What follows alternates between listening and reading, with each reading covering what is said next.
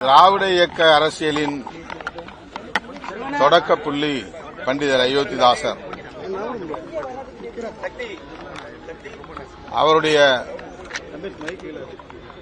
பங்களிப்பை போற்றும் வகையில் கடந்த திராவிட முன்னேற்றக் கழகத்தின் தலைமையிலான அரசு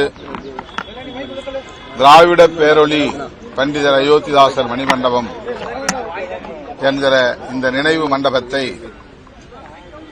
விடுதலை சிறுத்தைகளின் கோரிக்கையொட்டி எழுப்பியிருக்கிறார்கள். பண்டிதர் அயோத்திதாசர் புரட்சியாளர் அம்பேத்கருக்கு முன்னோடி, தந்தை பெரியாருக்கும் முன்னோடி ஆவார். இன்றைக்கு இந்தியா முழுவதும் விவாதிக்கப்படுகிற புரட்சியாளர் அம்பேத்கரின் அரசியல் மற்றும் தமிழகத்தில்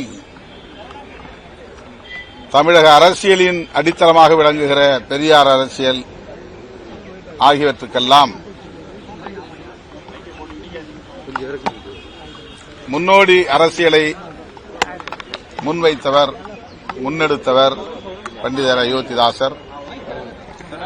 கல்வி, வேலைவாய்ப்பு,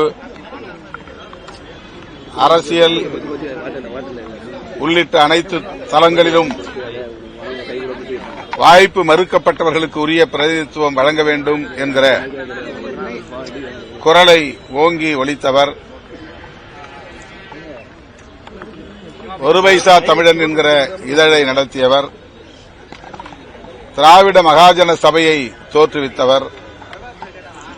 தமிழ் பௌத்தம் என்கிற பௌத்தத்தின் மீள் உருவாக்கத்திற்கான கருத்தியலை உருவாக்கியவர்.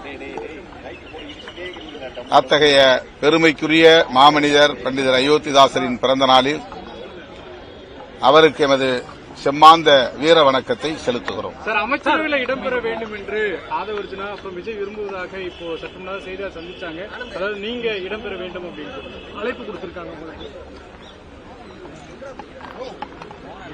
அவருடைய அழைப்புக்கு நான் நன்றி சொல்ல கடமைப்பட்டிருக்கிறேன்.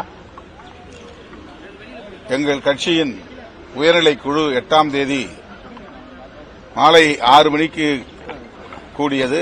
ஆன்லைன் கூட்டமாக அது நடைபெற்றது. இணைய வழியில் 9 மணி அளவில் அது நிறைவு பெற்றது.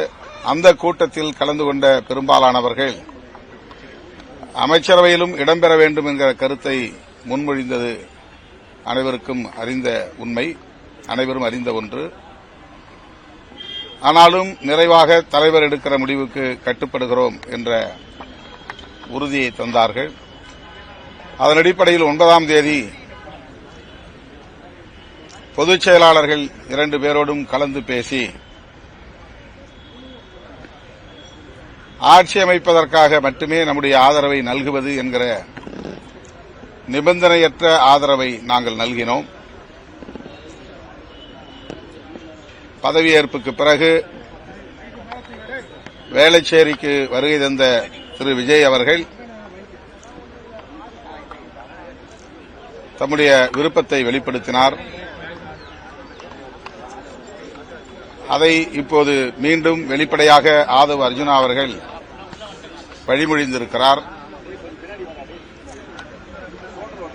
இது குறித்து எமது முன்னணி பொறுப்பாளர்கள், பொதுச் செயலாளர்கள், மாநில பொருளாளர், முதன்மைச் செயலாளர் போன்ற முன்னணி பொறுப்பாளர்களோடு கலந்து பேசிய பின்னர் எங்கள் முடிவை அறிவிப்போம். ஆட்சியிலும் பங்கு, அதிகாரத்தில் பங்கு தான் விசிகாவுடைய கொள்கை. அப்படி இருக்கும்போது யோசிக்க வேண்டிய காரணம் என்ன சார்?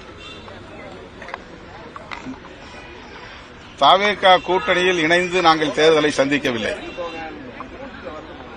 நாங்கள் இன்னொரு கூட்டணியில், திமுக கூட்டணியில் இடம்பெற்றிருந்தோம். அந்த கூட்டணியில் 2 இடங்களில் நாங்கள் வெற்றி பெற்றோம். தவேக ஆட்சி அமைப்பதற்கு 2 இடங்கள் மட்டுமே தேவை என்கிற நிலையில் எங்கள் ஆதரவை நாங்கள் நல்கினோம். தற்போது வெளிப்படையாகவே தவேக தரப்பிலிருந்து விடுதலை சிறுத்தைகள், இந்திய யூனியன் முஸ்லீம் லீக் ஆகிய இரு கட்சிகளுமே அமைச்சரவையில் இடம்பெற வேண்டும் என்கிற விருப்பத்தை வெளிப்படுத்தியிருக்கிறார்கள். ஆகவே அவருடைய அழைப்பை நாங்கள் மதிக்கிறோம், நன்றி சொல்ல கடமைப்பட்டிருக்கிறோம். என்றாலும் இதற்காக மீண்டும் உயர்நிலைக் குழுவை கூட்ட வேண்டிய தேவையில்லை. பொதுச் செயலாளர்கள் 2 பேர், பொருளாளர், முதன்மை செயலாளர் ஆகிய முன்னணி பொறுப்பாளர்களோடு இந்த அழைப்பு குறித்து நாங்கள் கலந்து பேசி முடிவை அறிவிப்போம். எதிர்பார்க்கலாம் சார். பெரும்பான்மை அமைப்பதற்கான அப்போதிலிருந்தே தாவேகா அவங்களுடைய நிலைப்பாட்டில் கரெக்டா இருக்காங்க. குறிப்பா ஆட்சியிலையும் உங்களுக்கு பங்கு தரதா அப்போ பேச்சுவார்த்தையிலுமே சொல்லிட்டு இருந்தாங்க. இப்போ வெளிப்படையாவும் இருக்கு. இதுல கட்சியினுடைய தலைவரா திருமாவளவனுடைய நிலைப்பாடு எப்படி இருக்கும்? மக்கள் என்ன எதிர்பார்க்கலாம்? ஒரு எல்லோருக்குமான தலைவர் அம்பேத்கர் என்கிற நூல் வெளியீட்டு விழாவிலேயே திரு விஜய் அவர்கள் வெளிப்படையாக விடுதலை சிறுத்தைகளுக்கு அழைப்பு விடுத்தார். திருமாவளவன் அவர்கள் எங்கே இருந்தாலும் அவருடைய உள்ளம் இங்கேதான் இருக்கும் என்று அந்த கூட்டத்தில் வெளிப்படையாக அறிவித்தார். அது எங்களை அழைப்பதற்கு உரிய ஒரு செய்தியாகத்தான் புரிந்து கொண்டோம். ஆனால் எங்களால் தாவேகா கூட்டணியில் இடம்பெறும் சூழல் உருவாகவில்லை. நாங்கள் தொடர்ந்து திராவிட முன்னேற்றக் கழகத்தின் தலைமையிலான கூட்டணியில் தான் பயணித்தோம். ஆகவே அதை ஒரு நிபந்தனையாக நாங்கள் தருகிற ஆதரவை ஒரு நிபந்தனை ஆதரவாக தருவதில் எங்களுக்கு உடன்பாடு இல்லை. 2 இடங்களை பெற்றிருக்கிற நிலையில் எங்களுக்கு அமைச்சரவையில் இடம் தர வேண்டும், அப்படி என்றால் தான் நாங்கள் ஆதரவை நல்குவோம் என்றெல்லாம் நாங்கள் நிபந்தனை விதிக்கவில்லை. நிபந்தனையற்ற முறையில் எங்கள் ஆதரவை நாங்கள் நல்கிவிட்டோம். இப்போது விடுதலை சிறுத்தைகளும் அமைச்சரவையில் இடம்பெற வேண்டும் என்று வெளிப்படையான ஒரு அழைப்பு வந்திருக்கிற நிலையில் நாங்கள் கலந்து பேசுவது தவிர்க்க முடியாததாக இருக்கிறது. முன்னணி பொறுப்பாளர்களோடு கலந்து பேசுவோம்.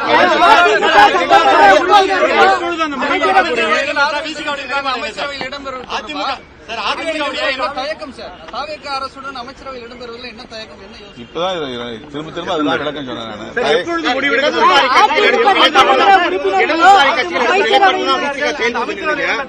இடதுசாரி கட்சிகள் அமைச்சர் பங்கேற்க தெளிவா சொல்லிட்டாங்க. நீங்க மறுபடியும் ஆலோசிக்கிறீங்க, அதனால உங்களுக்கு முரண்பாடு வராதா? இடதுசாரிகள் என்ன முடிவெடுத்தார்களோ அதே முடிவைத்தான் நாங்களும் எடுத்தோம். 8ஆம் தேதி மாலை 4 மணிக்கு அவர்கள் முடிவை அறிவித்தார்கள். அப்போதே நாங்களும் அறிவிக்க வேண்டும் என்று பலரும் எதிர்பார்த்தார்கள். அந்த எதிர்பார்ப்பு நிகழவில்லை என்பதனால் கடுமையாக விமர்சித்தார்கள். எங்களுக்கும் கட்சி இருக்கிறது, கட்சியில் கட்டமைப்பு இருக்கிறது, ஒரு நடைமுறை விதிகள் இருக்கின்றன. ஆகவே நாங்கள் இடதுசாரிகளிடமே சொன்னது என்னவென்றால், உங்கள் முடிவை ஒட்டி எங்கள் முடிவு இருக்கும், உயர்நிலைக் குழுவில் நாங்கள் கலந்து பேசிய பிறகு அறிவிப்போம் என்று சொல்லியிருந்தோம். 8ஆம் தேதி 9 மணிக்கு, இரவு 9 மணிக்குத்தான் உயர்நிலைக் குழு கூட்டம், ஆன்லைன் கூட்டம் நிறைவு பெற்றது. 8ஆம் தேதி காலையே நான் சொல்லியிருந்தேன் 9ஆம் தேதி பகல்தான் அறிவிப்போம் என்று. ஆனால் 8ஆம் தேதி இடதுசாரிகள் அறிவித்துவிட்ட பிறகு ஏன் தாமதம், எதற்காக தாமதம் என்றெல்லாம் அறிவுஜீவிகள் உட்கார்ந்து கொண்டு விவாதங்களிலே பேசிக் கொண்டிருக்கிறார்கள். இது ஒரு கட்சி, இந்த கட்சிக்கு ஒரு நடைமுறை இருக்கிறது. ஒவ்வொரு பொறுப்பாளரும் ஒவ்வொரு கருத்தை கொண்டிருப்பார்கள். எல்லோரையும் பேசி ஒருமித்த கருத்துக்கு கொண்டு வர வேண்டியது ஒரு கட்சி தலைவருக்குரிய பொறுப்பு, கடமை. கட்சியை நடத்தக்கூடியவர்களுக்குத்தான் அதில் உள்ள சிரமம் தெரியும். ஆகவே அடுத்த நாள் பகல் 12 மணிக்கு மேல்தான் நாங்கள் கூடினோம். 2 மணிக்கு ஆதவர்ஜுனாவுக்கு நாங்கள் தகவல் கொடுத்து விட்டோம். 4 மணிக்கு அவர் எடுத்து வந்த ஆவணங்களில் கையொப்பம் வாங்கிக் கொண்டு விடைபெற்றுக் கொண்ட பின்னர் தான் நான் பத்திரிகையாளரை சந்தித்தோம். ஆகவே அப்போதே எந்த தாமதமும் இல்லை. ஆனால் மீண்டும் மீண்டும் இந்த இயக்கத்தின் வளர்ச்சியை பொறுக்காத சிலர், விடுதலை சிறுத்தைகள் எதற்காக தாமதம் செய்தார்கள், ஏன் 2 நாள் எடுத்துக் கொண்டார்கள், 8ஆம் தேதி 4 மணிக்கும் 9ஆம் தேதி 4 மணிக்கும் எப்படி 2 நாள் இடைவெளி இருக்கும், ஆனால் அப்படி அவதூறுகளை பரப்புகிறார்கள்.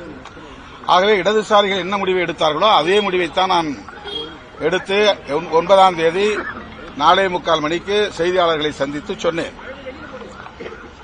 இப்போது தாவேகா தரப்பிலிருந்து வெளிப்படையான ஒரு அழைப்பு வந்திருக்கிற போது எங்கள் தோழர்கள் அந்த அழைப்பை ஏன் ஏற்கவில்லை என்ற கேள்வி பிறகு எழுப்பக்கூடும்.